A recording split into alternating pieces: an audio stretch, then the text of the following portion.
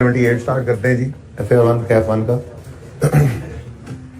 अच्छा, ये नोट हम कल बना रहे थे, मुझे लग रहा है कि मैंने डेप्रिसिएशन को भी इसमें ले लिया था, ऐसे ही है, तो वो मेरी मिस्टेक है। अभी मैंने देखा ये, लेकिन चेंज इन पॉलिसी के नोट के अंदर वो एरर करेक्शन की बात नहीं कर सकते थे हम, इसलिए आप अपने नोट को डेप्रिसिएशन जो लिखा है ना उसको आप काट दें।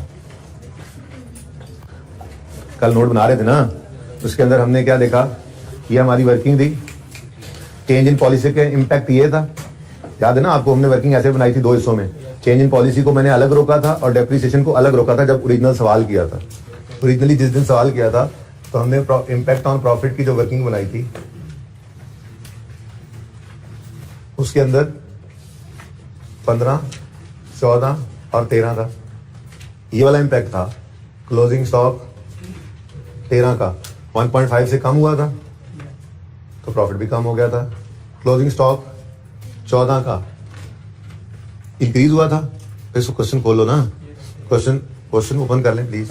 2.2 से इंक्रीज हुआ था 14 का क्लोजिंग स्टॉक, तो प्रॉफिट भी इंक्रीज हो गया था। ठीक है, ये वर्किंग जो की थी हमने जब हमने क्वेश्चन बैंक 2 किया था मोहानी वाला, आज से 10-15 दिन पहले, ठीक है ना। फिर क्लोजिंग स्टॉक 15 का 2.2 से 4 से डिक्रीज हुआ था तो प्रॉफिट भी डिक्रीज हो गया था। फिर अगली बात हमने कही थी कि बस ऑपोजिट है 1.5, साइन लगाओ, फिगर सेम लिख दो, ऑपोजिट इस तरह से, ठीक है। और जब तब वो वर्किंग की थी असल में पहली बार तो इस तरह से की थी, 1.5 और ये 3.7 पॉजिटिव और ये 6.2 नेगेटिव, ये लिखकर उसके बाद फिर डेप्रिसिएशन का इम्पैक्ट लिया था। और वो क्या था, कुछ याद है? डेप्रिसिएशन का इम्पैक्ट कुछ याद है? इतना कौन सा याद करना, थोड़ा सा ऊपर चले जाते हैं। ये जो एडजस्टमेंट की थी हमने इसी तरह से दो हिस्सों के अंदर की थी। 14 के अंदर फिर 15 रुपए पॉजिटिव हुए थे और उसके बाद फिर हमने सवाल के अंदर टोटल ये फिगर लिखी थी, 6.2, 18.7 और 1.5, ऐसे ही था। क्या आपके सामने वर्किंग हुई पड़ी है। अब असल में कल वो बस जज्बात में ऐसे ही तेजी में चला गया काम। ऊपर नोट बना रहे हैं हम चेंज इन पॉलिसी का, तो चेंज इन पॉलिसी का इंपैक्ट तो सिर्फ ये है, ये तो एरर करेक्शन हुई थी ना जिसका इम्पैक्ट ये पड़ा हुआ है, ठीक है ना। तो इसलिए जो डेप्रिसिएशन हमने कल के नोट के अंदर लिखा था वो डेप्रिसिएशन को आप कर दें, ठीक है जी। ये नोट यहीं से देख लेते हैं, देखिएगा चेंज इन पॉलिसी का नोट बन रहा है, ऊपर आपने हेडिंग्स वगैरह दे दी। Mohani manufacturing notes of financial statement for the year 31 दिसंबर 15। नोट कौन सा है जी, change in accounting policy during the year. वही नजर आ रही है ये फाइल, यहाँ पे नजर आ रहा है, during the year company change policy. कल हम ये सवाल कर रहे थे, ठीक है ना, फ्रॉम 542F को इफेक्ट। उसके बाद हमने यहाँ पे आगे, हमने तो आगे लाइन भी लिखी हुई है, वो लाइन भी आपने लिखी हुई है, क्या effect of change on relevant line items of financial statements is as follows. और फिर आइटम्स अफेक्टिंग SOCI, उसके अंदर चेंज इन पॉलिसी है, ठीक है। एरर की बात नहीं करनी, चेंज पॉलिसी में तो सिर्फ हमने देखना था कि ये प्रॉफिट के ऊपर जो इम्पैक्ट पड़ रहा है, ठीक है, ये किसकी वजह से, क्लोजिंग स्टॉक की वजह से। लेकिन मैंने आपको कल एक बात बता दी थी कि दरअसल तो वही कहानी है, क्या क्लोजिंग स्टॉक और प्रॉफिट का रिलेशन क्या है, डायरेक्ट।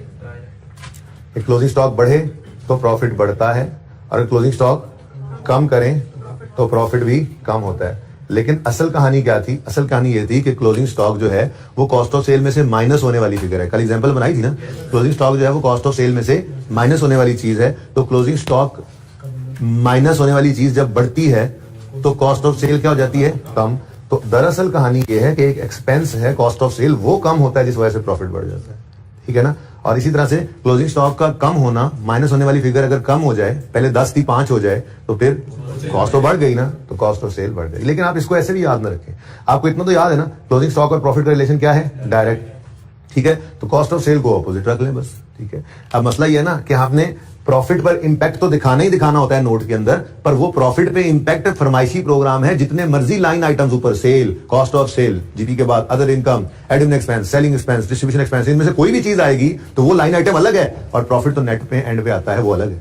तो आपके जितने भी आइटम्स के अंदर इंपैक्ट पड़ेगा, इनकम एक्सपेंस, डिडक्शन बढ़ गई, सैलरी कम हो गई, रिपेयर बढ़ गई, 7600 चीजें डाल दो, सारों के बाद एंड पे प्रॉफिट वाला इंपैक्ट तो ऐसे ही शो करना होता है। तो ये जो इंपैक्ट ऑन प्रॉफिट था ना नोट के अंदर, ये वाले इंपैक्ट को प्रॉफिट के नाम पे तो हम नहीं लिख सकते थे। दरअसल कहानी ये थी कि क्लोजिंग स्टॉक का चेंज होना कॉस्ट ऑफ सेल को जो चेंज करा था ना, लाइन आइटम इनकम स्टेटमेंट का कॉस्ट ऑफ सेल है और फिर उससे रिजल्टेंट प्रॉफिट निकलता है, तो प्रॉफिट पे भी इंपैक्ट बताना ही था, ठीक है ना। तो फिर हमारे पास 13 के साल के अंदर प्रॉफिट कम हो रहा है, प्रॉफिट कम क्यों हो रहा है? क्योंकि क्लोजिंग स्टॉक कम हो रहा है, और क्लोजिंग स्टॉक के कम होने से कॉस्ट ऑफ सेल बढ़ रही होती है। तो फिर 13 के अंदर, 13 तो हमने प्रेजेंट ही नहीं करना था, लेकिन कर रहे होते तो हम लिखते कॉस्ट ऑफ सेल में क्या आया है? इंक्रीज 1.5 का। लेकिन चूंकि इनकम स्टेटमेंट हम बना रहे हैं नोट के अंदर, और इनकम स्टेटमेंट नोट के अंदर जो है वो 13 की नहीं बनाते। इनकम स्टेटमेंट 2 साल की, चेंज इन इक्विटी 2 साल की, और बैलेंस शीट 3 साल की। ठीक है ना? तो इनकम स्टेटमेंट 2 साल की है और बैलेंस शीट 3 साल की नजर आ रही है। ठीक हो गया? सही है। अच्छा, तो फिर 13 तो था नहीं, अब आगे 14 में।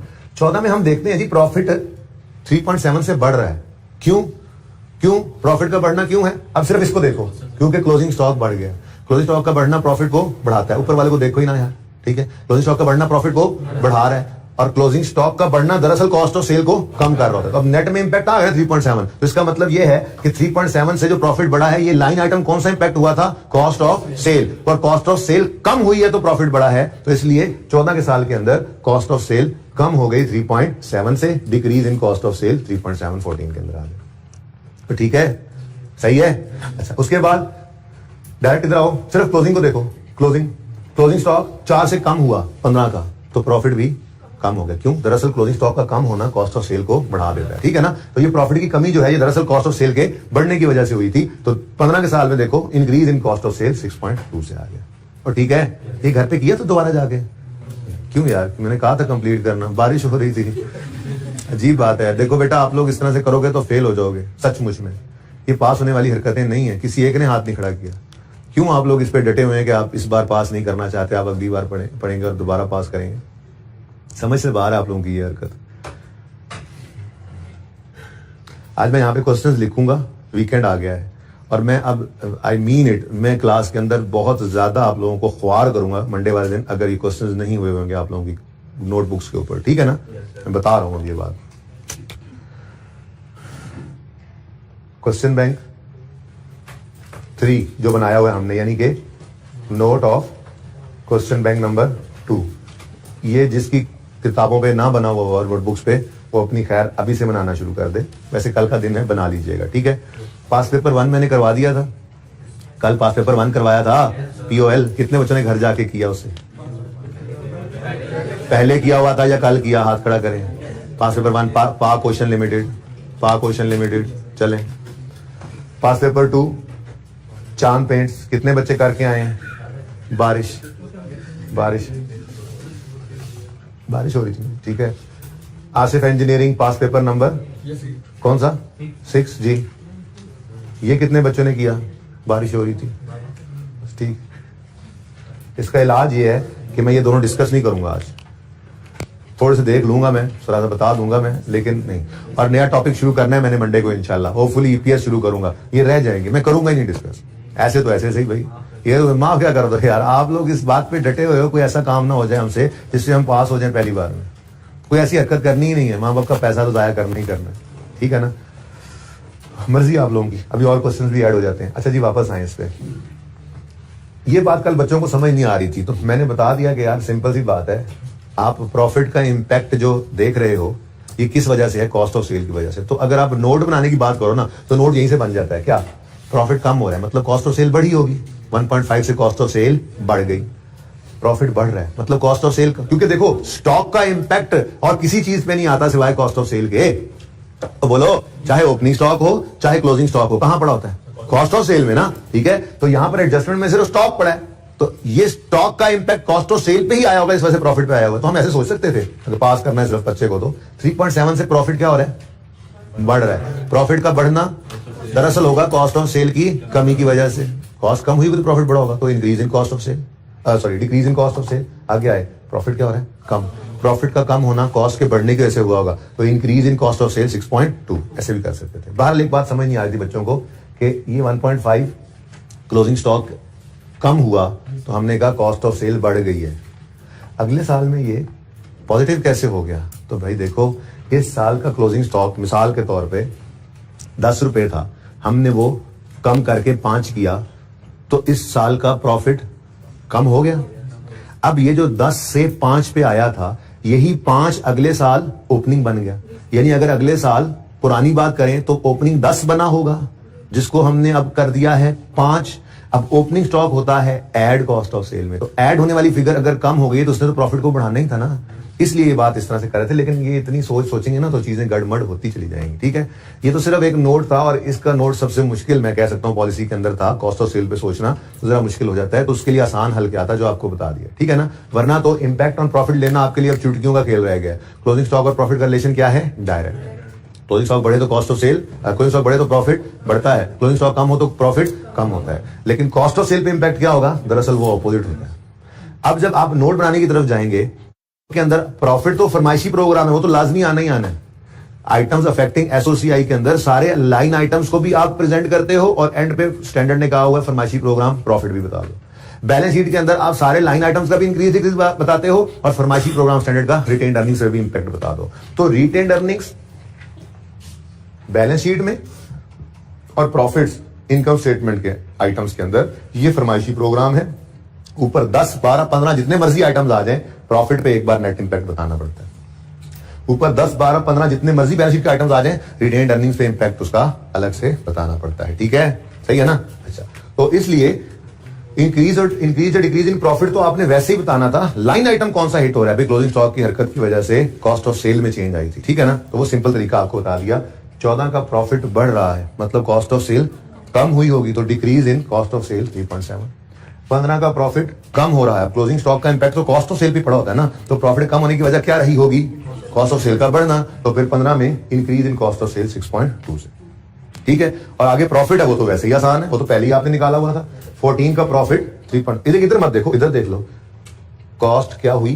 कम, तो प्रॉफिट बढ़ गया। कॉस्ट क्या बढ़ी? तो प्रॉफिट कम हो गया। सिंपल। ठीक है, स्टॉक की बात करते हैं, ये कल कर लिया था, लेकिन चलो फिर 1 बाय 1 देख लेते हैं। क्लोजिंग स्टॉक ऑफ 13 1.5 से क्या हुआ? कम। 13 में क्लोजिंग स्टॉक 1.5 से कम हुआ, सिर्फ इसी को देखें। क्लोजिंग स्टॉक 14 का 2.2 से बढ़ गया, लो भी बढ़ा लिया। क्लोजिंग स्टॉक 15 का 4 रुपए से कम हो गया, लो हमने कम कर लिया। ये क्लोजिंग स्टॉक का इंपैक्ट है। ठीक हो गया। लेकिन इस क्लोजिंग स्टॉक को जो हमने 1.5 से कम किया था, दरअसल देखो ना, ये चेंज इन पॉलिसी है। हम इस वक्त खड़े कहां पे हैं? 15 में खड़े होते हैं, और 15 में भी ये काम हो चुका होता है जिसको चेंज कर रहे होते हैं।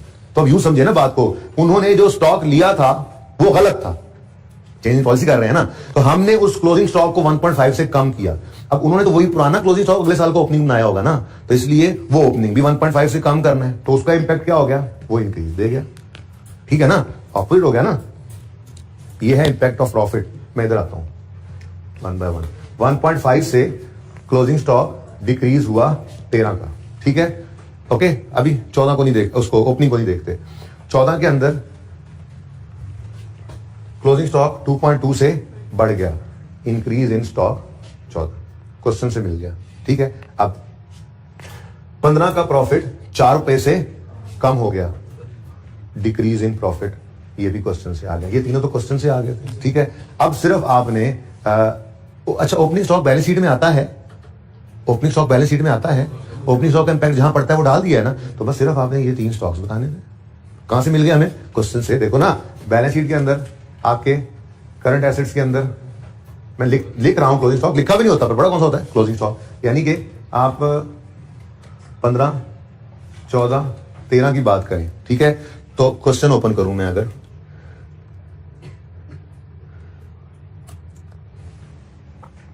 ये देखें, FIFO पे थे हम, पुरानी बात क्या है जी?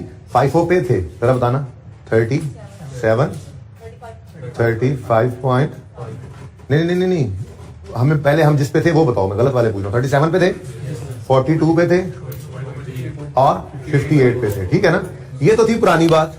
अब हम क्या बता रहे हैं अपने नोट में? हमने जो चीजें सही की, सही करने से क्या हुआ? ये 37 से कम होके 35.5 हो गया, 1.5 से कम हुआ कम, 1.5 से डिक्रीज। ओपनिंग, ये अगले साल ओपनिंग बनेगा, कॉस्ट ऑफ सेल पे इसका इंपैक्ट आएगा, बैलेंस शीट में तो कुछ नहीं आता। ठीक है, आगे बढ़े। 43 वाले को हमने चेंज करके कर दिया है जी 42 वाले को 44.5। कितने से? 2.2 से क्या हुआ? ये बढ़ गया, 2.2 से इंक्रीज इन स्टॉक, ये बढ़ गया। गलत, सही कर लिया हमने। अब ये अगले साल ओपनिंग बना होगा, कॉस्ट ऑफ सेल पे इंपैक्ट आ गया, बैलेंस शीट में क्या आता है? ठीक है, नेक्स्ट। ये जो उन्होंने पहले हमने स्टॉक रखा हुआ था, पुरानी पॉलिसी के हिसाब से 58 था, हमने जब चेंज किया तो ये कितने पे आ गया? 54.4 पे, तो ये 4 से क्या हो गया, कम हो गया। क्लोजिंग स्टॉक ऑफ 15 4 से कम हो गया। ओहो, 4 से डिक्रीज इन स्टॉक। ये अब अगला साल ही कोई नहीं है, चलो जान चलो, लेकिन बनता भी तो ओपनिंग बनता ना, कॉस्ट ऑफ सेल पे उसका असर आता, बैलेंस शीट पे सिर्फ यही चीज का इंपैक्ट पड़ा और तो कुछ नहीं है। हाँ, उसके बाद फरमाइशी प्रोग्राम है, फरमाइशी प्रोग्राम, ठीक है। रिटेन्ड अर्निंग्स पे क्या इंपैक्ट पड़ता है, तो उसका तरीका आपको बताया हुआ है। आप क्या करोगे, asset equals capital plus liability से चेक कर लो। हाँ जी, 1.5 से क्लोजिंग स्टॉक क्या हुआ है, कम, यानी एसेट 1.5 से क्या हो गया, कम। लायबिलिटी तो सवाल में है नहीं, तो बराबर करोगे तो ये भी 1.5 से क्या हो रहा है जी, कम। तो रिटेन्ड अर्निंग्स में भी क्या आ गया जी, 1.5 से डिक्रीज। ऐसे ही बनाया था ना। अब वास्ता जो हुन कर लेना इस नोट ਨੂੰ, बना लेना अब इस नोट को। लेकिन अब मेरी सजेशन सुनो, संडे आ गया, ठीक है ना, और आपका और मेरा एक मुआहदा तय पाया था कि अब से जो टॉपिक्स चल रहे हैं ये ऐसे तैयार होंगे कि जो अगले दिन आपसे टेस्ट ले आईकैप आके तो आप उसमें पास हो जाओ, ठीक है ना। तो अब आपके सामने, चलो मैं IAS 1 को नहीं कहता कि बीच में है, वैसे ही IAS 1 इसमें शामिल हो जाता है। IAS 8 और IAS 7 के लिए ये संडे है, ठीक है ना। अब अपने घर पे करना क्या है, आपने इस क्वेश्चन के करने से पहले क्वेश्चन बैंक नंबर 2 दोबारा करना है, ठीक है जी। मोहानी मैन्युफैक्चरिंग करना है बगैर सोल्यूशन वगैरह देखे, फुल फ्लैज। जो मार्क्स हैं, मार्क्स देखो, इसके सवाल में इसके मार्क्स नहीं है तो मैं लगाता हूं, इसके मार्क्स लगा लेते हैं जी। इसमें क्या बनाना था, सिर्फ ये देखो ना, सिर्फ रिटेन्ड अर्निंग कॉलम है ना, ये देखो, ये देखो, ठीक है जी। इतना कुछ सवाल है, इसके लिए मैं आपको 12 नंबर लगा देता हूं। इसके कितने नंबर है जी, 12। 20 मिनट में आपने ये सवाल, 20 मिनट में तो कर ही लोगे ना, ठीक है। 12 नंबर का ये सवाल होगा, ये फॉर 12 मार्क्स होगा, ठीक है जी। और फिर नोट के 4 मार्क्स होंगे, यानी टोटल ये 16 मार्क्स का आपका टेस्ट है। घर पे आपने 25 मिनट का टाइमर लगा लेना है, मैक्सिमम 25 मिनट में आपने ये सवाल विद बनते हो नतीजा ना, सवाल भी तो कराया हुआ है, सारा कुछ तो बताया हुआ है। 4 मिनट तुम छड़ भी दो, फिर 25 मिनट के अंदर ये सवाल आपने करना है, ठीक है ना, क्योंकि क्वेश्चन सारा डिस्कस्ड है। तो 25 मिनट्स इस सवाल पे आपने लगाने हैं, ओके, ठीक हो गया। चलो अब आते हैं चांद पेंट्स पे। चांद पेंट्स भी अब ऐसा ही है, डिस्कशन के बाद आपको इजी लगेगा। बस इसमें 2 चीजों का फर्क है, पास पेपर 1 और 2 में थोड़ा सा डिफरेंस है, सिर्फ वो बताऊंगा, बाकी कोई मसला नहीं है, ठीक है ना। कोई बात नहीं बेटा, आ जाएगी समझ।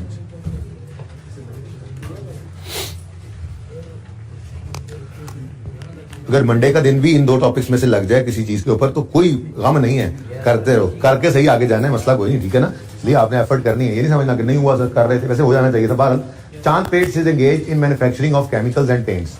In April 16, it was discovered that certain errors had been made in financial statements for year ended 30 June 15. The errors were corrected in 16. The errors were corrected in 16.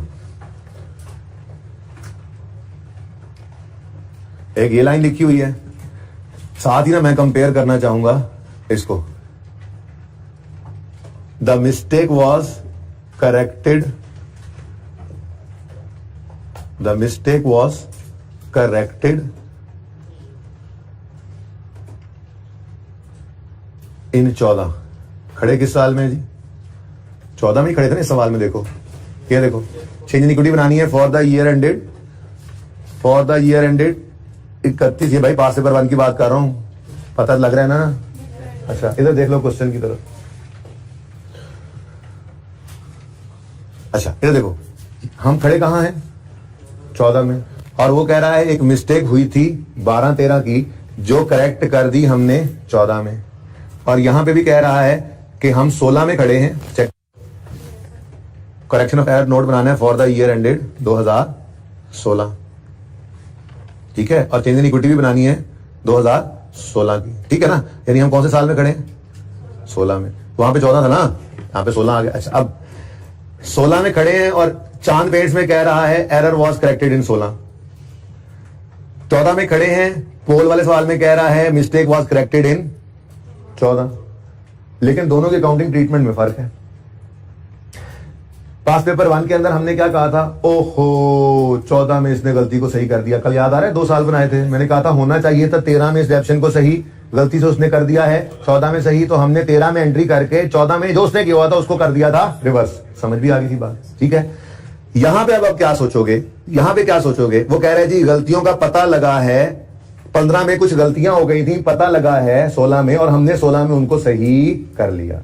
तो क्या करेंगे हम 15 में भी गलतियां जो हैं 15 वाली उस तरह से 2 साल की जैसे ओपन करते हैं वो करके हम उनको भी सही करेंगे और फिर 16 में रिवर्स भी करेंगे? Answer is no. ठीक है, अब इन दोनों सवालों में फर्क क्या था? इन दोनों सवालों के अंदर फर्क था ये वाली line, bye adjusting profit and loss for the year, ये उन्होंने चबल मारी थी। ठीक है जी, ये वाली लाइन, इसको कौन सा कलर करें? इसको कौन सा, पर्पल करें? ठीक है जी, नजर नहीं आ रहा?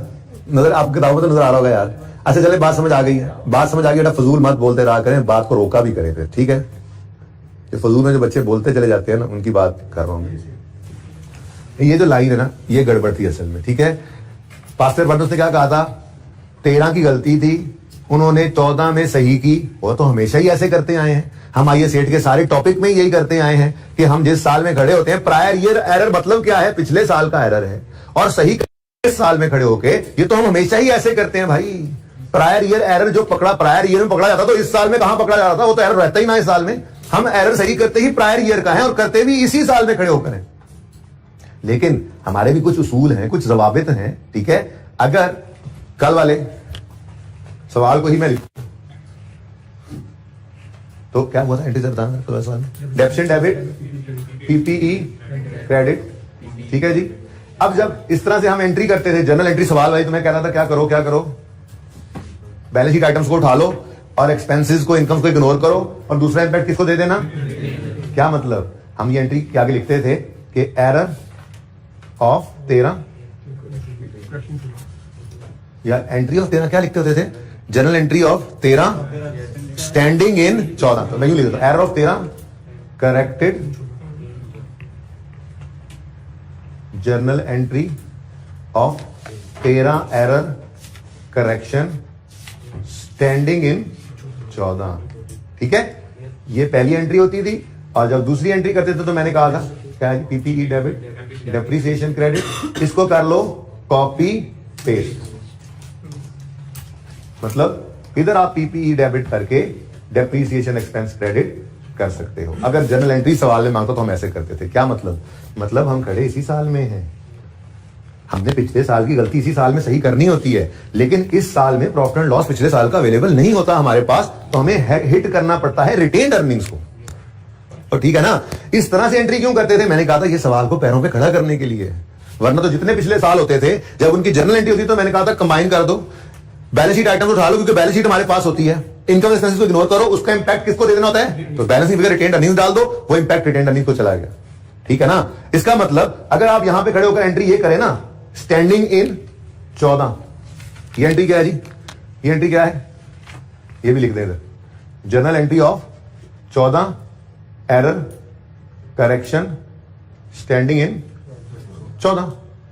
तो ये एंट्री आपने बिल्कुल सुकून से की थी, पीपीई डेबिट और डेप्रीसिएशन एक्सपेंस क्रेडिट। ठीक है, तो स्टैंडिंग इन 14 का एरर तो एक्सपेंस इनकम में डाल सकते हो, लेकिन स्टैंडिंग इन 13 का एरर एक्सपेंस में नहीं डाल सकते, प्रॉफिट एंड लॉस में ये हिट नहीं कर सकते। हमारे भी कुछ उसूल हैं, तो हम हमेशा ही यही करते आए हैं कि 14 में खड़े होकर 13 की गलती पकड़ी जाए तो उसे 14 में खड़े होकर सही करते हैं, लेकिन 14 के प्रॉफिट एंड लॉस में इनकम एक्सपेंसेस नहीं डाल सकते, रिटेन्ड अर्निंग्स को हिट करते हैं। बात समझे हो? वो तो अलग बात है कि सवाल के अंदर रिटेन्ड अर्निंग्स बनानी ही 2 साल की थी, तो पिछले साल के प्रॉफिट भी सामने नजर आ रहे थे, वहां पे हिट कर दिया। तो ठीक है ना, लेकिन उनको कल मैं रीस्टेटेड लिखना भूल गया था, माजरत सवाल के अंदर दूसरी क्लास में मुझे याद आ गया था। ठीक है, अपना सोल्यूशन ओपन करो ना, मैंने पास पेपर 1 जो करवाया था, इसमें पास पेपर 1 मैंने करवाया था, ओपन करो। इसके अंदर शेयर इक्विटी है, यकम जनवरी 13 पे जो ओपनिंग आ रहा है, उसके बाद जो पहला प्रॉफिट आया 52 माइनस 151 हुआ था ना, इस 51 के आगे रीस्टेटेड लिखो। फिर नीचे क्लोजिंग 31 नंबर 13 का जो आया है वो भी रीस्टेटेड हो गया। ठीक है, हाँ 14 वाले को नहीं करना था, बात समझे हो? 13 ओपनिंग को भी नहीं, मैक्सिमम 3 बार रीस्टेटेड आता, भूल तो नहीं गया ये सेट? स्टेट इक्विटी के अंदर मैक्सिमम 3 बार रीस्टेटेड आता था। ठीक है ना, एक अगर इससे भी पीछे गलती होती और हम ओपनिंग के नीचे लाइन डाल के कहते प्रायर ईयर एडजस्टमेंट, तो फिर हम ओपनिंग को भी रीस्टेटेड करते, लेकिन यहां पर प्रायर ईयर प्रायर ईयर की एडजस्टमेंट नहीं थी। हाँ 13 के साल का प्रॉफिट जो है वो चेंज हुआ, उसके आगे रीस्टेटेड लिखा आपने। फिर 13 की क्लोजिंग रिटेन्ड अर्निंग्स भी चेंज हुई, उसके आगे भी रीस्टेटेड लिख दिया आपने। 14 तो हमारा साल होता था, उसको रीस्टेटेड नहीं लिखते थे। ठीक है ना, याद आ रही है बातें? अच्छा, तो ये मैं कहना चाह रहा था आपको कि पास पेपर 1 में क्या है, पास पेपर 1 में उसने ये गलती क्या की है कि उसने 14 की गलती को 13 की गलती को 14 में सही किया, लेकिन मसला यह है bye adjusting the profit and loss account. Profit loss income से जाते हैं, मतलब उसने ये एंट्री यहां पर कर दी, डेबिट एक्सपेंस क्रेडिट, ये नहीं करनी थी असल में, ठीक है ना। तो इसलिए हमने इसको क्या किया, रिवर्स कर दिया। बात समझ आई कुछ? चलो, ये तो था पास पेपर 1 जिसमें मुझे अगले साल में रिवर्सल करना पड़ा, लेकिन ये वाहिद यही सवाल था, वरना हम हमेशा ही ऐसे करते आए हैं, पिछले साल की गलती इस साल में खड़े होकर ही सही करते आए हैं, ठीक है। और सवाल चूंकि खामोश होता है तो इसका मतलब जो हमारे उसूल हैं उन्हीं के मुताबिक ही सही करते आए हैं, ठीक है ना। हमने पिछले साल की गलती को इस साल में सही किया है, इस साल के प्रॉफिट एंड लॉस को हिट नहीं किया, हमने रिटेन अर्निंग्स को ही हिट किया होगा। बहरहाल ये दोनों में फर्क पहले तो पता लग जाए ना, उसके बाद सवाल की तरफ जाते हैं, ठीक है भाई। यहां पे क्या लिखा हुआ है, एरर्स वर करेक्टेड इन 16, 15 के एरर पकड़े गए, सही किए 16 में, तो करने भी पकड़े तो 16 में गए, तो सही भी 16 में करने थे, लेकिन उसने ऐसी कोई बात नहीं लिखी हुई bye adjusting current year profit and loss कि हम उसको रिवर्स करने बैठ जाए इस साल के प्रॉफिट्स में से। ओके, ये दोनों में फर्क समझ आया? नहीं समझ आएगा ना तो मंडे को फिर समझाऊंगा, टेंशन नहीं लेनी आपने, सवाल करना है आपने, ठीक है। चलो अब सवाल करते हैं नंबर 2। दोनों में फर्क पहले बता दिया मैंने। चांद paints is engaged in manufacturing of chemicals and paints. In April 16, it was discovered that certain errors have been made in final statements for the year 15, जो कि ऑडिटेड थी और सरताज के पास पहुंच चुकी हुई हैं। The errors were corrected in 16. The details are as follows. कहता है जी ऑडिटेड फाइनेंशियल स्टेटमेंट्स में ये फिगर्स गई थी और आफ्टर करेक्शन ये फिगर्स हैं, ठीक है। आफ्टर करेक्शन ये फिगर्स हैं, मतलब ये समझ लो ओरिजिनल है, ठीक है, और ये वाली क्या थी, रॉन्ग, ठीक है ना। अब हमने रॉन्ग से ओरिजिनल की तरफ जाना होता है, ये ओरिजिनल होंगी ना। अब वो कह रहा है जी एरर करेक्शन के बाद ये फिगर्स बनती हैं, ठीक है। तो sale tax commission and discounts के अंदर क्या आ रहा है जी, इंक्रीज, यहीं पे बना लो, इंक्रीज या डिक्रीज। डिक्रीज को हम नेगेटिव साइन के साथ शो करते जाएंगे, ठीक है जी। हाँ भाई, एक्सपेंस बढ़ा या कम हुआ, बढ़ गया, 7 से 8 पे चला गया, 330 से बढ़ गया, आगे बढ़ो। कॉस्ट ऑफ सेल आप 44 सेम है तो यूं बोल दो, 633 से 606 पे चली गई, कम होगी कॉस्ट ऑफ सेल, कितनी, 27 माइनस, कम हो गई। ये ऐसे ही ना आप अपने घर पे जब सवाल करोगे, अभी नहीं, अभी सिर्फ देख लो, घर पे जब सवाल करोगे ना तो बुक के ऊपर ही आपने इंक्रीज डिक्रीज का कॉलम आगे डाल लेना है, ताकि बाद में आसानी हो, पर्चे के अंदर नोट मांगा हो तो नोट में भी इंक्रीज डिक्रीज बताना होता है, 1 मिनट में बता दो, ठीक है ना, सही। अच्छा जी, next selling and distribution expense 2.4 से 2.6 पे चला गया, बढ़ गया 194 से पॉजिटिव। फिर एडमिन एक्सपेंसेस 2.1 से 2.2, ये भी बढ़ गए 105 से, ठीक है। ठहर जाएगा, अलग अलग करने दो। अच्छा जी, उसके बाद 515 से ऑपरेटिंग एक्सपेंसेस कम हुए, 48 से कम हो गए। फिर जी अदर ऑपरेटिंग इनकम कम हो रही है जी, 82 से कम होगी। ये बाकी तीनों बढ़े थे, मैंने सही लिखा हुआ है, बढ़ गए, ये कम हुआ। अच्छा, बस ये ध्यान रखना होगा, इनकम कम हुई, एक्सपेंस कम हुआ, बस थोड़ा सा ये देख लेना, ठीक है ना। अगर एंट्री करो तो, वैसे एंट्री रिक्वायर्ड नहीं है, लेकिन मैं मंडे को आपसे सवाल डिस्कस करूंगा ना तो मैं इसकी जनरल एंट्री भी कर दूंगा आपको, वो जो हम करते हैं एंट्री, ये कर लो सारा कुछ वो कर लेंगे इंशाल्लाह, ओके। अच्छा जी, नेक्स्ट, ठहर जाओ यार, 82 कम जी। उसके बाद 636 से कम हो गया, क्या कम हुआ, प्रॉफिट फॉर द ईयर। अच्छा, अब ये सारी चीजें ही आपको पता है एज अ लाइन आइटम हम शो करते हैं नोट के अंदर, तो सब कुछ ही सवाल ने करके दिया हुआ है। एनीवेज आगे बढ़ते हैं। बैलेंस शीट की बात करें तो कह रहे ट्रेड एंड अदर रिसीवेबल्स, ये जी कम हो गए हैं, 412 से कम हुए। फिर ट्रेड एंड अदर पेएबल्स 224 से बढ़, ठीक है। आगे कहता है share capital and retained earnings were 10,400 and 19,089, कब के, यकम जुलाई 14 के। अगर आप याद करो थोड़ा सा प्रैक्टिस क्वेश्चन 1 अगर याद करो, उसमें हम खड़े थे 2003 में, ठीक है जी, और हमें 2002 भी गिवन था, 4 नहीं भाई, और 2001 भी गिवन था, ठीक है ना जी। इसके अंदर हमें इनकम स्टेटमेंट के अंदर इंटरेस्ट एक्सपेंस अगर आपको याद हो तो वो गिवन था 3 साल का, ठीक है ना। और मैं प्रैक्टिस सेट 1 की बात कर रहा हूँ, ना समझ आए तो आपने सिर्फ बुक का पहला सफा खोलना है, प्रैक्टिस क्वेश्चन सामने आ जाएगा, ठीक है। बैलेंस शीट के अंदर आपको पीपीई गिवन था या प्लांट ही गिवन था, प्लांट, चलो पीपीई लिख दिया मैंने, पीपीई गिवन था और रिटेन्ड अर्निंग्स गिवन थी। कौन कौन सी क्या क्या थी जरा बताना, क्वेश्चन 1 खोल के। प्रैक्टिस क्वेश्चन 1 आपकी किताबों में सबसे पहला सवाल, प्रैक्टिस क्वेश्चन 1 जो हमने 2 दिन लगा के किया था जी 9, ये रिटेन अर्निंग्स बता रहे हैं मुझे, मैं खुद ही ओपन कर लेता हूँ।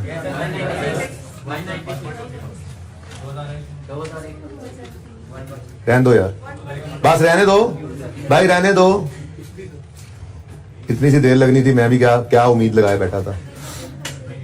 प्रॉफिट एंड लॉस में इंटरेस्ट भी आया, हमें प्रॉफिट दिया हुआ था, ठीक है। इनकम स्टेटमेंट में हमें डायरेक्ट क्या दिया हुआ था जी, प्रॉफिट, ठीक हो गया। और उसके बाद रिटेन अर्निंग्स ये पूछ रहा था कि इस सवाल में जाना ना पड़े कि 955, 500 और 120। और हमने इन रिटेन अर्निंग्स में से सिर्फ, हम खड़े कहां पे थे 2003 में, और हमने रिटेन अर्निंग उठाई थी ये जो यकम जनवरी 31 दिसंबर 2 या यकम जनवरी 31 दिसंबर 1 या यकम जनवरी 2 की ओपनिंग बनती थी, ठीक है ना।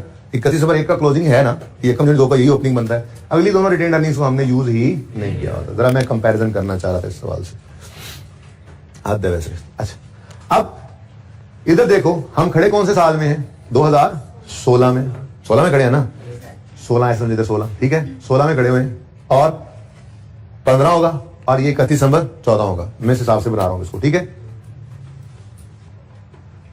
हम खड़े हैं इस वक्त 2016 में, 2015, 2014, नहीं छोड़ रहा जान पास प्रैक्टिस सेट 1 कहीं पे भी हमारी, ठीक है ना, इसलिए 2 दिन लगाए थे उस पर। अब वो कह रहा है कि शेयर कैपिटल और रिटेन अर्निंग्स किस दिन के जी, यकम जुलाई 14, ये है असल में 30 जून 14, 30 जून वाला साल है ना, 30 जून 15 और 30 जून 16। अब जो साल यकम जुलाई 13 को शुरू हुआ वो 30 जून 14 में खत्म हुआ, और इसका क्लोजिंग हमारे पास अवेलेबल है रिटेन अर्निंग्स, कितना बता दो जरा, 19089, ये गिवन है सवाल में।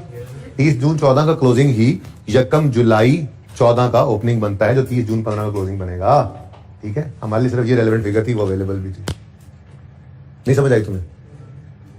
हाँ, ये समझ, सवाल कर रही नहीं हो आजकल, तुम पढ़ ही नहीं रहे हो वैसे बाय द वे, ठीक है भाई। 30 जून 14 का क्लोजिंग यकम जुलाई 14 पे ओपनिंग बनेगा ना, 30 जून वाला साल है ना, जो साल यकम जुलाई 13 को शुरू होता है वो खैर से 30 जून 14 पर खत्म हो जाता है। उससे अगला साल फिर यकम जुलाई, ये भी बताना पड़ रहा है इनको, यकम जुलाई 14 को शुरू होता है जो 30 जून 15 पे खत्म होता है, एंड सो ऑन, ठीक है ना। तो ये जो 30 जून 14 का क्लोजिंग बैलेंस है, यही यकम जुलाई 14 का ओपनिंग बनेगा ना, जुलाई वाला साल है। तो यही सवाल का उसने दिया हुआ था, शेयर कैपिटल भी दिया हुआ था और रिटेन अर्निंग्स भी दी हुई थी, किस दिन की, यकम जुलाई 14 की। बताना ये चाह रहा था कि उसने रिक्वायरमेंट बी के अंदर चेंजेस इन इक्विटी मांगी हुई है। और मैंने इस सवाल के, इस टॉपिक के अंदर आपको ये बताया था कि उसने अगर आपसे चेंज इन इक्विटी मांगी है ना, तो चांद पेंट्स की आपने statement of changes in equity बताओ जरा, कौन से साल की मांगी है, बताओ 31 दिसंबर 16 की मांगी है ना, 30 जून 16 की, 30 जून 16 की मांगी है। तो 30 जून 16 की चेंज इन इक्विटी के साथ साथ आपने 15 की बनानी है, चाहे ये सवाल में कहे ना कहे, सिर्फ इस टॉपिक के लिए। इस टॉपिक के अंदर वो कंपैरेटिव मांगे चाहे ना मांगे, मैंने बता दिया था आपको, कंपैरेटिव आपने बनाने होते हैं लाजमी, सिर्फ इस टॉपिक के लिए। वरना हर टॉपिक ऐसा है कि जब तक कंपैरेटिव का कह ना दे आपने नहीं बनाने, ठीक है। तो statement of equity for the year 30 जून 16 बनानी है, तो आपने इस तरह से लिखना है, ओपनिंग 2 लाइनें छोड़कर, एहतियातन के हो सकता है कोई पिछले साल की भी एडजस्टमेंट हो, ठीक है ना। उसके बाद फिर अपनी रूटीन वाला क्लोजिंग, और बल्कि यूं लिखा करो, लिखा इधर करो, ओपनिंग लिखकर यहां पे करो, अगर कोई चीज आ जाए तो लिख दी, नहीं तो ना, ऐसी 2 लाइनें खाली पड़ी रहेंगी, ठीक है जी। ओपनिंग बैलेंस, क्लोजिंग बैलेंस और क्लोजिंग, ठीक है ना। फिर मैंने कहा था 30 जून 16 यहां पर लिखोगे, यहां पर लिखोगे 30 जून 15, और यहां पे लिखोगे 30 जून 14 लिख लो, चाहे तो यकम जुलाई 14 लिख लो, और ये डेट ही तो गिवन थी, 30 जून 14 लिखो या यकम जुलाई 14, बात तो एक ही है। ये वाली फिगर हमें गिवन है, अगर इसमें कोई एडजस्टमेंट हुई तो उसको उठा के इधर लिख लेंगे, अगला काम तो हमें जरूरत नहीं होता था, ठीक है ना। फिर यहां पर पैट आता था 15 का, और यहां पर पैट आता था 16 का, ठीक है ना। ये सारी कहानी थी असल में, यानी अगर मैं ये तो मिटा दूं, ऐसे क्या कर, ओह इंक्रीज डिक्रीज भी मिट गए, कंट्रोल जी भी नहीं ना हो सकता यहां, चले कोई बात नहीं। इधर देखिए, इधर देखिए,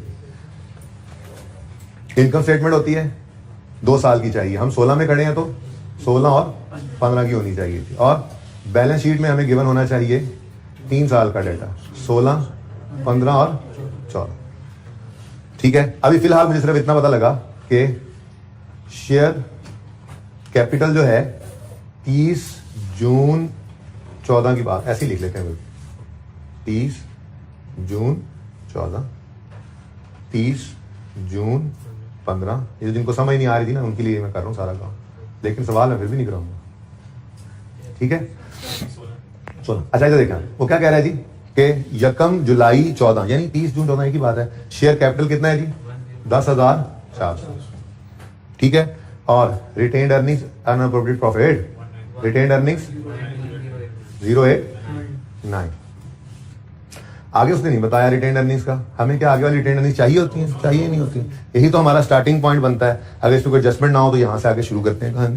वो डाटा हमें गिवन था। ठीक है उसके बाद उसने प्रॉफिट फॉर द ईयर भी बताया हुआ है भाई, प्रॉफिट फॉर द ईयर भी बताया हुआ। अब देखो असल में ना ये ऑडिटेड है, ये भी ऑडिटेड है।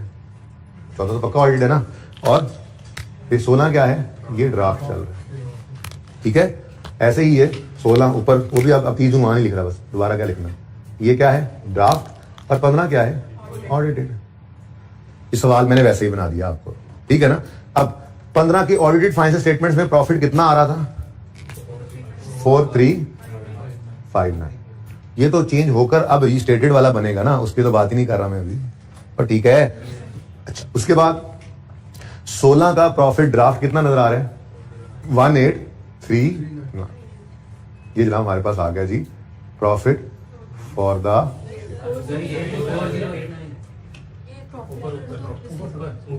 ये 4089। ठीक है जी ये फिगर डाली थी सॉरी ओके करीब से ना बहुत कुछ ऐसे नजदीक नजदीक आधी जिम्मेदारी होती है। आप बताते रहते हैं। ये भाई सवाल बन गया, हमें चाहिए ही सिर्फ यही चीजें होती थी। ये ओपनिंग मिल जाए इधर लिखेंगे तो कोई एडजस्टमेंट नहीं है इसमें। एडजस्टमेंट तो यहां लिख देंगे कोई मसला नहीं, पर फिलहाल अज्यूम करते हैं ओपनिंग यहां लिख देंगे। फिर 15 का प्रॉफिट चाहिए गलत वाला यहां लिख देंगे। फिर 16 का प्रॉफिट चाहिए गलत वाला सही या सही वाला जो भी है यहां लिख देंगे। हमारा सवाल खत्म। ठीक है ना। तो जितना डाटा चाहिए था उतना उसने दे दिया, हमें तो इसकी जरूरत होती भी नहीं थी। ठीक है ना। अच्छा अब अगर मैं स्टेटमेंट इक्विटी की बात करूं ना तो ऐसे बन जाए। बहरहाल आगे भी पढ़ लेते हैं। उसके बाद उसने कहा कि ऐसे कैसे आप सुकून से चल रहे हैं, डिविडेंड भी हैं बरकत के लिए ना, हमने डिविडेंड भी रखा हुआ है। ठीक है ताकि आप थोड़ा सा परेशानी से तो गुजरे। कैश डिविडेंड है ठीक है 16 और 15 का। ये नहीं हमारा तरीका ही डिफरेंट है। हम अपना काम करते हैं, तरतीब वही रखते हैं। मैंने होमवर्क मिटा दिया जी। 16 में खड़े हैं तो 2 साल बना रहे हैं। कौन कौन से? 15 और 16। 15 में क्या आएगा जी? Final of 14 interim of 15। 16 में फाइनल ऑफ 15 इंटरिम ऑफ 16। 1 2 3 4 अपना तो तरीका है बस। अब वो क्या कह रहा है? Interim of 15। अपनी लिस्ट देखो, सोचना नहीं है फिर। इंटरिम ऑफ 15 आ रहा है। Interim of 15 number 2। ठीक है जी। फिर इधर interim of 16 yes this is number 4। फिर फाइनल ऑफ 15 यस नंबर 3 और फाइनल ऑफ 16। चलो शुक्र है कोई इग्नोर भी करना। अब स्टेटमेंट इक्विटी बननी है 2 साल की। ठीक है ना। ये नंबर 2 ने आना है इधर, नंबर 3 और 4 ने आना है इधर। क्या है सवाल? ठीक है कुछ भी तो नहीं है। ओके तो ये सवाल अब आपने करना है। चेंज इक्विटी बनाना तो कोई मसला ही नहीं है। क्यों? चेंज इक्विटी कितने नंबर की है वैसे? मैं सवाल नहीं ला रहा। कितने नंबर की? और नोट कितने नंबर का? ठीक है। और चेंज इक्विटी के अंदर क्या करना है आपने? देखो 15 के साल की गलती है, उससे पहले कोई बात कर ही नहीं रहा। इसका मतलब बी कॉन्फिडेंट। यहां पर लिखो 19 कितना था? 089। यही है ना? लिख दिया आपने। गलत वाले प्रॉफिट उठाओ। सवाल से उठा लेते लेकिन मैंने यहां पे बना दिया आपके लिए। ठीक है 15 का 4359, 16 का 4089। कम हो गया प्रॉफिट। चलेगा जी। उसके बाद कुछ नहीं है बस। उसके बाद तो ये करेक्शन है। अब हर एक को प्लस माइनस करने की कोई जरूरत ही नहीं है। 15 का जो प्रॉफिट था 4359 गलत था ना, उसको जब सही किया। क्यों गलत था? देखो ये प्रॉफिट कैसे निकला होगा? ये सारी इनकम्स एक्सपेंसेस नेट करके। ठीक है ना। बोलो ये सारे इनकम्स एक्सपेंसेस नेट करके प्रॉफिट ये आया होगा ना। ठीक है। और इन सारे इनकम एक्सपेंसेस में गलतियां थी, वो गलतियां सही करके हमने सही प्रॉफिट ये निकाल लिया। तो मैं तो ये कह रहा हूं कि करेक्टेड प्रॉफिट है, देखो करेक्टेड प्रॉफिट है तो आप एज इट इज 3723 निकाल कर लिख दो ना, तब भी बिल्कुल ठीक है। लेकिन आप जिद करो नहीं नहीं हमने तो एडजस्टमेंट्स दिखानी है, तो फिर बहुत भी एडजस्टमेंट दिखानी है ना, बहुत ज्यादा भी फर्क दिखाना है, तो इंक्रीज या डिक्रीज वाला जो प्रॉफिट का इंपैक्ट है ना, सिर्फ वो दिखा दो यार। तकलीफ है आपको, आप चाह रहे हो ना कि हम जैसे सवाल करते थे बिल्कुल वैसे ही ये सवाल भी करें। हमने गलत प्रॉफिट उठाया है 15 का, उसे सही करना है, तो बताओ भाई 636 से डिक्रीज हो गया आपका प्रॉफिट, ठीक है ना। अब यहां पे आप माइनस कर दो 636, ठीक है, तो आंसर आ गया 3723। आप जिद पे अड़ गए नहीं हमें तो एक एक का फर्क बताना है, क्योंकि इनकम एक्सपेंसेस आप अलग अलग से पोस्ट करना आपको आदत थी ना, तो फिर सारे डिफरेंसेस निकालो। अच्छा ये दोबारा निकालने पड़ेंगे भाई, मैं गलती से मिटा गया, जरा जल्दी से आप लोगों ने कैलकुलेट करके लिख ही लिए होंगे कहीं ना कहीं जी। ये क्या है जी 3 क्या था, अच्छा फिर 47 27, अच्छा क्लियरली बोले, पहले मैंने मिटा दिया एक बार जी। 194 भी सही से बोलना था ना, 194 ये क्या होता है, पॉजिटिव नेगेटिव 105 पॉजिटिव, फिर 48 नेगेटिव 82, ठीक है जी, नेगेटिव है ओके। और ये आ गया जी हमारा प्रॉफिट 636। आप देखो इनका सबका नेट करके देख लो, यही आएगा, जरा नेट कर तो लो जरा वैसे।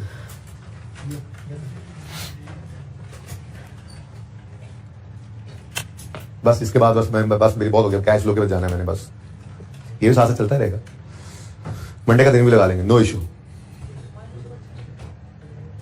नहीं आ रहा बराबर,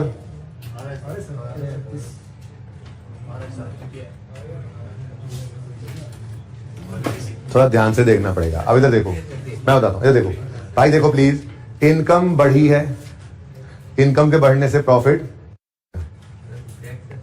नहीं है, इनकम ये सेल्स टैक्स है, कमीशंस हैं, डिस्काउंट्स हैं, ये एक्सपेंसेस हैं भाई, ठीक है। तो एक्सपेंसेस बढ़ने से प्रॉफिट हो जाएगा कम। असल में प्रॉफिट का इंपैक्ट ऐसे नजर आएगा, बात समझे हो। तो एक्सपेंस बढ़ने से प्रॉफिट क्या हो गया, कम। अच्छा अब मैं वो काम करने लगा हूं जो आपने पर्चे में नहीं करना, 4359 है गलत प्रॉफिट, पर्चे में ये नहीं करना प्लीज, ठीक है। अब वन बाय वन देखे तो रिवीजन तो हो जाए। वो जैसे हम करते थे एंट्रीज करने के बाद, एक्सपेंस बढ़ा तो प्रॉफिट कम कर दो, एक्सपेंस कम हो प्रॉफिट बढ़ा दो, इनकम बढ़ी तो प्रॉफिट बढ़ गया, इनकम कम हुई तो प्रॉफिट कम कर दो, सही है ना। वो काम करना है। लेट मी बैठ ऑन द कुर्सी, शुरू हो जाओ। हाँ जी, एक्सपेंस है, sale tax commission discount expense है, एक्सपेंस बढ़ा है कम हुआ है, एक्सपेंस के बढ़ने से प्रॉफिट कम, 330 से प्रॉफिट कम हो गया। आगे बढ़ो, कॉस्ट ऑफ सेल भी क्या है, एक्सपेंस, एक्सपेंस क्या हो रहा है, कम, एक्सपेंस का कम होना प्रॉफिट को बढ़ा देगा, +27। फिर मैं ना यहां से ऑनवर्ड आपको टोटल करवाऊंगा, वो 636 निकलेगा। छोड़ो इस बात को फिलहाल, आगे बढ़ो।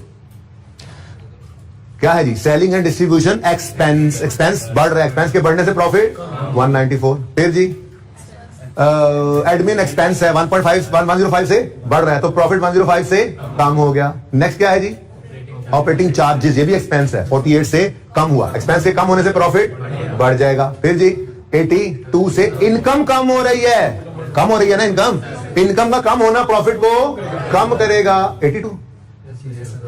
नेक्स्ट बस। अच्छा अब आंसर बताओ, 3723 निकाल के बताना, ऐसे नहीं वहां से देख के, सही है ना। अब नहीं है तो यकीन मुझे, अब यहां से यहां तक 636 बन जाएगा आपका, नेगेटिव साइन में चेक कर लो, ठीक है ना। अब बात समझ आ गई। अच्छा अब मैंने ये कहा कि ये वो काम है जो पर्चे में आपने नहीं करना, ये तो तब होता था जब हमें ये सारी चीजें करके नहीं बताता था, ठीक है जी।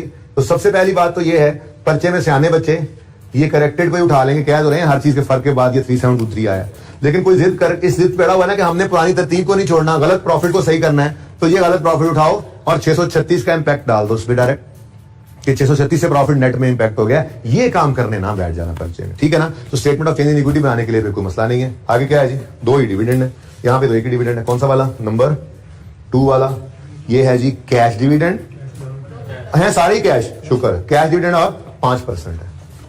तो यहां पे आया आप और आपने इंटरिम लिखना है तो लिख लो यार, इंटरिम डिविडेंड ऑफ 15 है, ठीक है जी, और कैश है कितने %? अब इसको लगाना किस पे होता है, शेयर कैपिटल का बैलेंस 10400 आ रहा था सवाल के अंदर, शायद इसीलिए इसने दिया था। तो 10400 का 5% जी 520, और भाई कुछ नहीं? 19089, एक मिनट, 190893723 लेकिन ये डिविडेंड एंट्री क्या थी? Dividend debit. ये ना रिटेन्ड अर्निंग्स का कॉलम, ओनली रिटेन्ड अर्निंग्स का कॉलम बन रहा है, ठीक है ना? तो डिविडेंड डेबिट हो गया रिटेन्ड अर्निंग्स में, और डिविडेंड पेएबल क्रेडिट। अच्छा जी, उसके बाद क्लोजिंग बैलेंस आ गया कितना? 22292, ठीक है जी। अब इधर देखो, ये प्रॉफिट जो ऑडिटेड फाइनेंशियल स्टेटमेंट्स में नजर आया था, ऑडिटेड में वो कितना था? 4329। हमारी इन करेक्शंस की वजह से चेंज हो गया, रीस्टेट, ठीक है जी। उसके बाद ये क्लोजिंग भी रीस्टेट हो, ठीक है जी, लेकिन ओपनिंग में कुछ असर नहीं पड़ा हुआ, ठीक हो गया, सही है। अब 16 के साल में कोई गलती है प्रॉफिट? ये गलती कंफ्यूज करती है आपको पिछले सवाल से जो मैंने इतनी देर पहले बहस की ना। हाँ, क्या कहते? अच्छा, करना तो था 636 प्रॉफिट 15 के में माइनस, उन्होंने 16 के वाले में माइनस कर दिया, तो रिवर्स करो। ये बात आप सोच सकते, तो इसलिए मैंने इतनी बहस करके आपको दोनों में फर्क बताया कि क्वेश्चन 1 के अंदर क्या है। वो कह रहा है कि 15 की वो गलती थी, मैं 15-16 ही बोल दूं, ऐसी तरह 15-16 बोल दूं आसानी के लिए। गलती थी 15 की, कर दी 16 के प्रॉफिट्स में एडजस्ट, तो हम कहते ओहो 15 के प्रॉफिट्स को सही करो और 16 में जो गलती सही कर बैठे उसको रिवर्स करो। ये बात ऐसी होती, लेकिन इस सवाल में ऐसी कोई बात नहीं कर रहा। वो क्या था? एरर्स वर करेक्टेड इन 16। अभी कोई बात ऐसी नहीं लिखी हुई bye adjusting profit and loss account of 16, इसलिए ऐसी कोई असम्पशन आपको लेने की जरूरत नहीं है। 15 की गलती तो हमेशा 16 में ही सही करते आए हैं भाई, इसलिए तो नोट बना रहे हैं, करेक्शन ऑफ एरर का नोट बना रहे हैं, बता रहे हैं उनको, रीसेटेड लिख रहे हैं। क्यों? क्योंकि 15 गुजर चुका था हाथों से, यूजर के पास पड़ा हुआ है, तो उसकी गलती को 16 में ही बैठ के सही कर रहे हैं, तभी तो करेक्शन ऑफ एरर का नोट बना के उसको बता रहे हैं और रीस्टेटेड वगैरह लिख रहे हैं, तो करते ही 16 में है। हाँ, गलती तब होती कि ये 636 का माइनस होना यहां पे कर देते, ये हम नहीं कर सकते, ये हम नहीं कर सकते। क्लियर है ये बात भाई? सही है। तो इसका मतलब ये भाई साहब तो एज इट इज उठ के इधर आ गए, ठीक है जी। भाई आप क्लोज हो जाओ। अब यहां पे 2 डिविडेंड्स हैं, ठीक है जी, 2 हैं, दोनों ही कैश हैं। पहले है 5%, सॉरी 10, ये 10%, दोनों ही 10%, सुभान अल्लाह। और शेयर कैपिटल भी नहीं बदला, आसान सवाल था, ठीक है। तो एक फाइनल है, लिख तो देना कम से कम, नंबर अच्छे खासे है ना। 10% इंटरम है, 10% फाइनल है, तो पहले फाइनल, क्योंकि फाइनल ऑफ 15 है और इंटरम ऑफ 16 है, तो पहले final of 15, final dividend of 15 cash ही है। और अल्हम्दुलिल्लाह शेयर कैपिटल चेंज कोई नहीं हुआ। हाँ, यहाँ बोनस इशू हो जाता ना, तो फिर यहाँ पे इशू हो जाता है, यहाँ बोनस इशू होता तो यहाँ पे इशू हो जाता। क्या मतलब? आपको कैपिटल बढ़ाना पड़ना था। बहरहाल अभी कुछ नहीं हुआ। 10,400 का 10% जी, 1040, retained earning debit, dividend payable credit. उसके बाद उसी जगह दे दो यार, इंटरिम डिविडेंड ऑफ, वैसे मैंने सवाल करा दिया था, नोट तो नहीं बनवाया, नोट तो नहीं बनवाया जी, लेकिन आपको तो चेक करना है मैंने रजिस्टर्स पे। 10,400 ही अगेन और 10% ही है, 1040, ठीक है जी। और क्लोजिंग क्या आ गया? तो चेक कर लो, 241। अब बुक से चेक कर लो यार, ठीक है, देख लो ना यार, तब कह रहा हूं देख लो, मैं नहीं देख के आना घर से। अच्छा सही है। अच्छा, अब पहली वाली रिक्वायरमेंट की तरफ आते हैं, वो क्या है? नोट। टाइम भी कम होता जा रहा है, कैश फ्लो नोट बनाना है एरर करेक्शन का। कौन सा जी? एरर करेक्शन का। ये बना रहे सवाल हमारा, यहां पे कर लेते हैं, ये तो समझाने के लिए था ना, मुझे लग रहा है बातों बातों में मैंने सवाल करवा ही देना है। चलो सिर्फ बेस बनाता हूं इसकी, ठीक है ना। आपने क्या लिखना है जी? Chand paints notes to the financial statements for the year ended. अच्छा, अब पहले आप लिखोगे, सबसे पहले हेडिंग क्या है जी? Correction of error note. Prior year error ही होता है, लिख दो ना लिखो, ठीक है ना, लिख दो ज्यादा बेहतर है। बहरहाल नोट प्रायर ईयर के होता है, इसलिए तो मैंने कहा था कि करंट ईयर को ही रिमूव कर देना है। बहरहाल आपने अंग्रेजियां लिखनी है, ठीक है। फॉलोइंग एरर्स वर फाउंड, है जी, और इंग्लिश लिखोगे आप। उसके बाद the effect of correction on relevant line items of financial statements is as follows: items affecting SOCI। और इतनी लंबी लिस्ट होगी आज, क्यों? 2 3 4 5 6, 7वां तो फरमाइशी प्रोग्राम है, वो बाद में करना है। तो 6 आइटम्स आपके, इंक्रीज इन फलां, डिक्रीज इन फलां, इंक्रीज इन फलां, डिक्रीज इन फलां, ठीक है ना। ओके, और उसके बाद आइटम्स अफेक्टिंग SOFT, ठीक है जी। इसके अंदर 2 आइटम्स होंगे और तीसरा फरमाइशी प्रोग्राम रिटेन्ड अर्निंग्स का, ठीक है जी। अच्छा, बात असल में बताना क्या चाह रहा था, 16 15 और यहाँ पे 16 15 और 14, सही है? नहीं सर, 16 को एरर करेक्शन नोट में प्रेजेंट नहीं करते, नहीं, आपने पर्चे में लिख के नहीं काटना, सिर्फ आपको याद करवाने के लिए, ठीक है ना। ओके, सही है। तो अब रह क्या गया 15, तो 15 के इम्पैक्ट्स आपके सामने हैं, आमिर भाई आपके भी सामने है। 15 के इम्पैक्ट्स आपके सामने हैं, इंक्रीज डिक्रीज ऑलरेडी लिखा हुआ सवाल के ऊपर ही, यहाँ पे लिखते चले जाओगे, ठीक है। बैलेंस शीट के आइटम्स ही मौजूद हैं। प्रॉफिट का इम्पैक्ट यहाँ पे कौन सोचे, वैसे अगर सोचना हो डायरेक्ट, तो ये जो काम किया था ना, ये काम ये सोच ही तो रहे थे आप, ठीक है ना, जबानी सोच रहे थे आप। देखो हालांकि पॉजिटिव है, हम क्या कह रहे थे, प्रॉफिट कम, प्रॉफिट ज्यादा, प्रॉफिट कम, प्रॉफिट कम, प्रॉफिट ज्यादा, प्रॉफिट कम, ठीक है, ये आप यहाँ पे डायरेक्ट सोच रहे थे, ठीक है ना। लेकिन अभी इस सवाल के अंदर आपको 636 से प्रॉफिट कम होता नजर आ रहा है ना, तो पर्चे में अगर सवाल में सहूलत मिल गई है तो वो यूज कर लेंगे, एंड पे सिर्फ उसको लिख देंगे, ठीक है। ओके, ट्राई करोगे ना आप इसको, बड़ी मेहरबानी, अगर अभी भी ट्राई ना करें आप तो फिर तो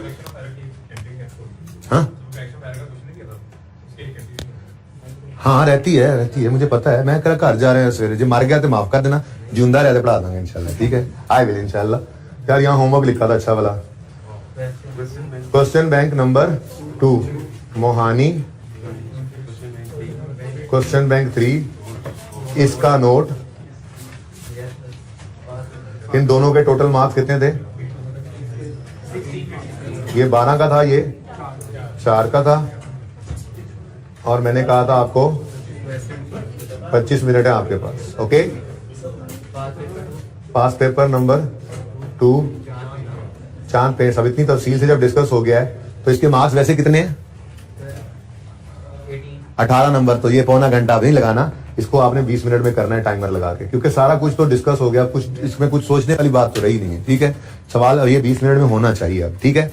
उसके बाद है जनाब क्वेश्चन बैंक 6, अभी ये भी रहता है पता है आपका डिस्कस, लग जाए कोई मसला नहीं है, ट्यूजडे लग जाए कोई मसला नहीं है, ठीक है ना। जितना मर्जी टाइम लग जाए भाई, जो पढ़ रहे हो तो पढ़ के आगे जाना है ना, दौड़ थोड़ी लगानी है। कौन सी दौड़ लगी है, 3 तो टॉपिक रह गए हमारे, इंशाल्लाह हो जाएंगे स्कूल से। क्वेश्चन बैंक 6 आसिफ इंजीनियरिंग, इसके मार्क्स कितने वैसे, आसिफ इंजीनियरिंग क्वेश्चन बैंक 6 ही है भाई, मैंने लिख दिया था, पास पेपर तो है ही 3। अच्छा चलो, आसिफ इंजीनियरिंग कितने मार्क्स का है, मैं बताता हूँ कितने मार्क्स का है, जरा सवाल ओपन कर दो मुझे, मैं ये नहीं छेड़ना चाह रहा। अच्छा चलो छोड़ो, 30 मिनट्स दे देना, क्योंकि मैंने डिस्कस नहीं किया हुआ, ठीक है। 30 मिनट्स दे देना इसके लिए। वैसे आप मार्क्स बता दो मुझे, हैं मार्क्स नहीं है,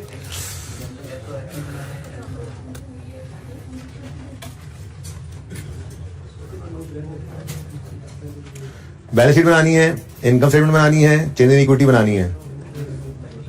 यार नोट तो बनाना ही नहीं है, और नो चलो ठीक है, आधा घंटा ज्यादा ही है वैसे, चलो ठीक है, आधा घंटा लगा लो, खैर है। ओके चलिए जी, आ जाए आप। ये तो सारे का सारा होमवर्क था IAS 8 से, ठीक है जी। अब IAS 7 की तरफ आ जाएं, MCQs ओपन कर लें। अभी IAS 7 का टेस्ट भी डिस्कस होने से रहता है, सही है। चलो,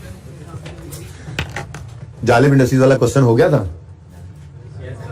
टेस्ट था 23 नंबर का, कितने उसने टेस्ट दिया,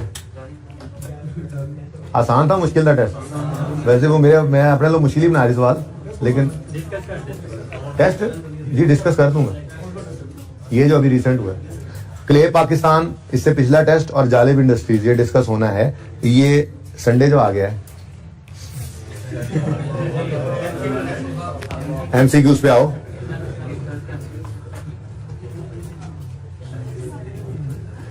Faria limited is involved in business of furniture at 1 January 18, company issued share capital consisting, ये पेज नंबर है जी 623।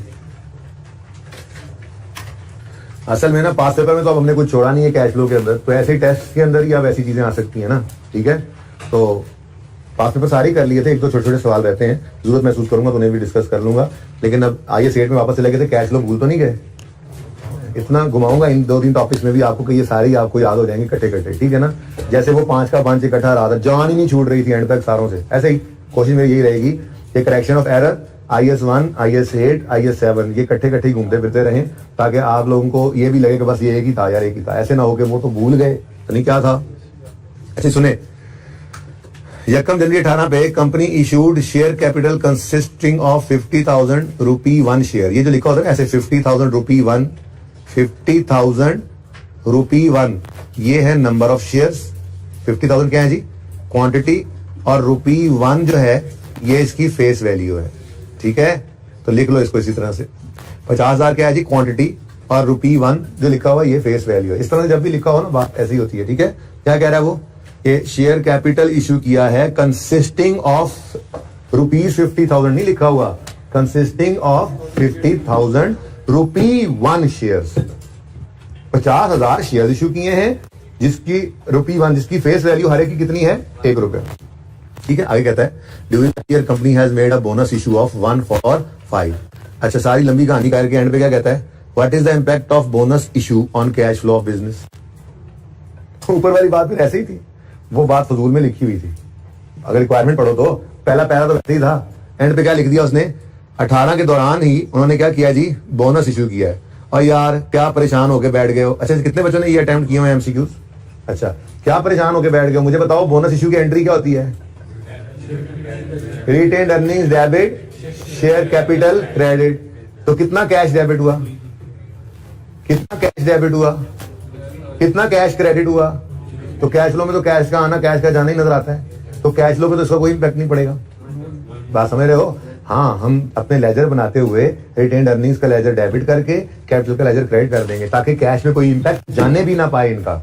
अगर वो एंट्री ना लिखे और शेयर कैपिटल का अकाउंट में बैलेंस निकालें तो कैश तो ज्यादा आ जाएगा, मतलब कैश फ्लो में बोनस शेयर दे रहे हैं। नहीं। तो मतलब वैसे कैश फ्लो के ऊपर इसका कोई इंपैक्ट वो ये नहीं आ रहा। कैश फ्लो बनाने वाले सवाल के अंदर इसका क्या इंपैक्ट होगा, आपके लेजर में आएगा या नहीं आएगा, वो भाई आपसे पूछ रहा है क्या बोनस कैश फ्लो स्टेटमेंट में आते हैं नजर। Answer is no. Cash flow statement में तो कैश का आना कैश का जाना नजर आएगा।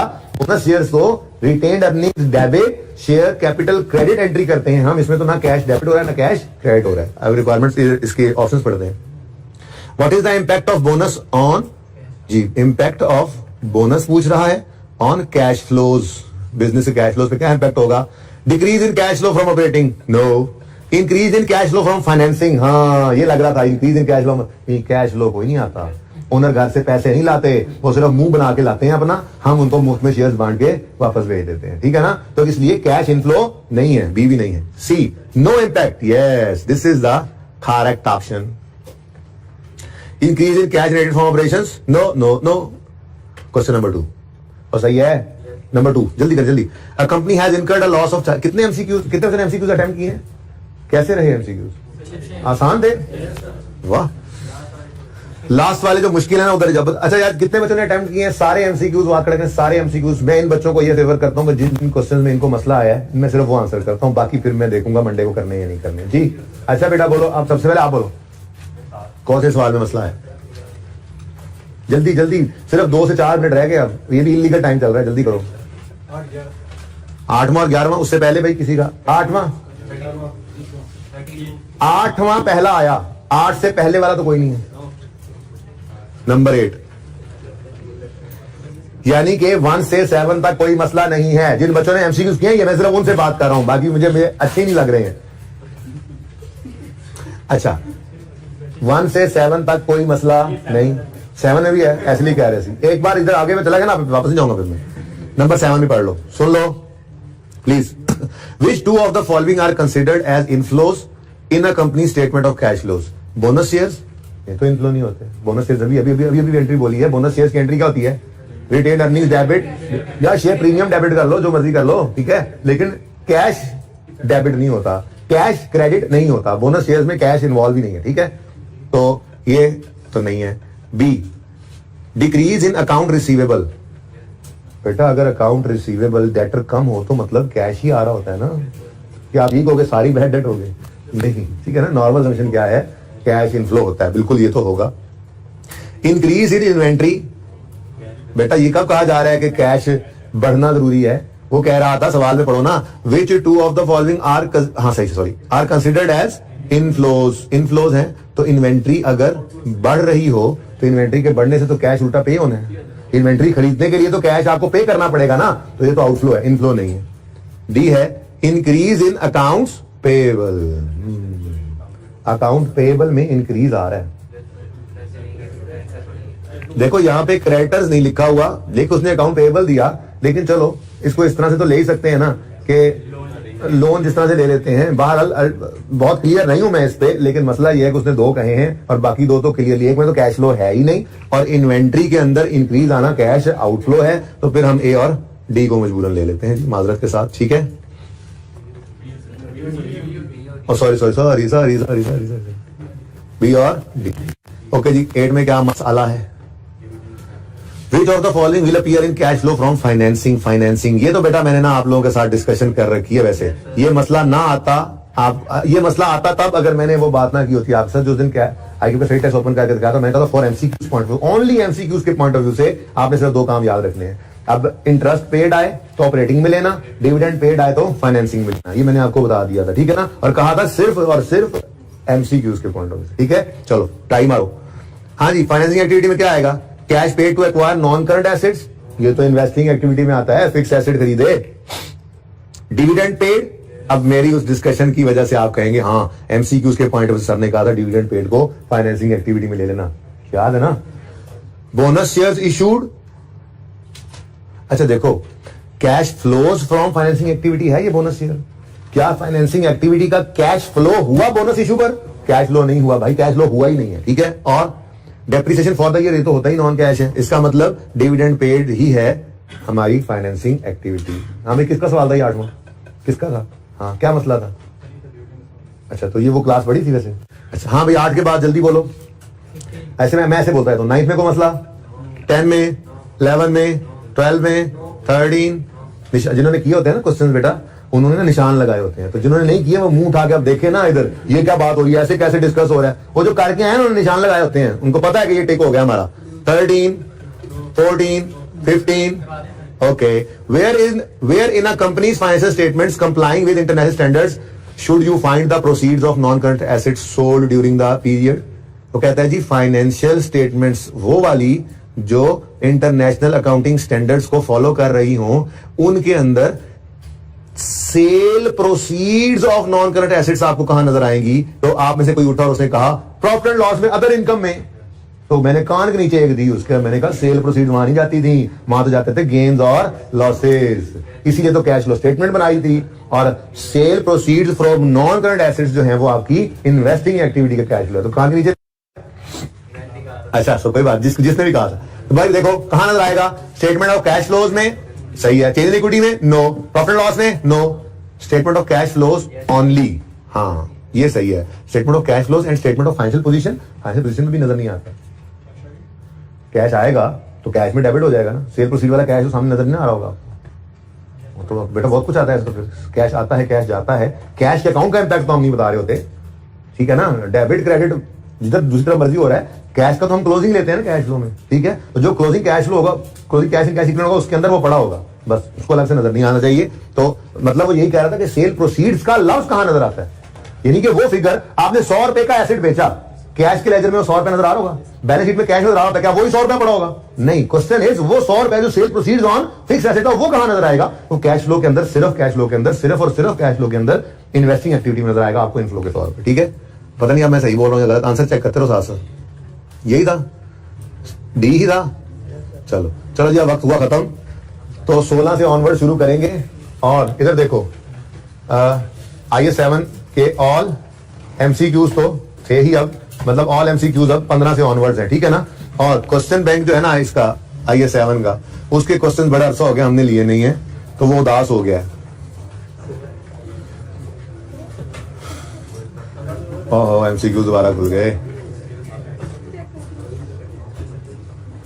भाई, ये मुझे तस्वीर खींच के भेजनी है, टीए को भेज देना, ठीक है। क्वेश्चन बैंक 3 हो गया था, 5 मैंने कहा रहने तो 4 कर लिया था आपने। ये जो जनाब हॉट सॉफ्ट भी हो चुका है 6, मैं डिस्कस कोई चीज नहीं करनी जब तक आप लोग नहीं पूछेंगे इन सवालों में। ये मत समझना सारे सवाल मैं करवा रहा हूं। आप सवाल करें, क्वेश्चन है मुझसे पूछें, वरना प्रेप लीव में बैठे होंगे, क्वेश्चन सामने आएगा, उसको समझ नहीं आएगी, मैं भी नहीं मिलूंगा। इसलिए जो क्वेश्चन देता हूं होमवर्क में कर लिया करो। क्वेटा टैक्स क्वेश्चन बैंक 7 ये कर लेना, ठीक है। बस मरदान आप कर चुके हैं। क्वेटा टैक्स एमसी आई के क्वेश्चन बैंक कौन सा है जी? 7 क्वेटा टैक्स, ठीक है जी। मरदान सॉफ्टवेयर 8 आप कर चुके हैं। जिंदगी रही तो कल मिलेंगे। अल्लाह हाफिज।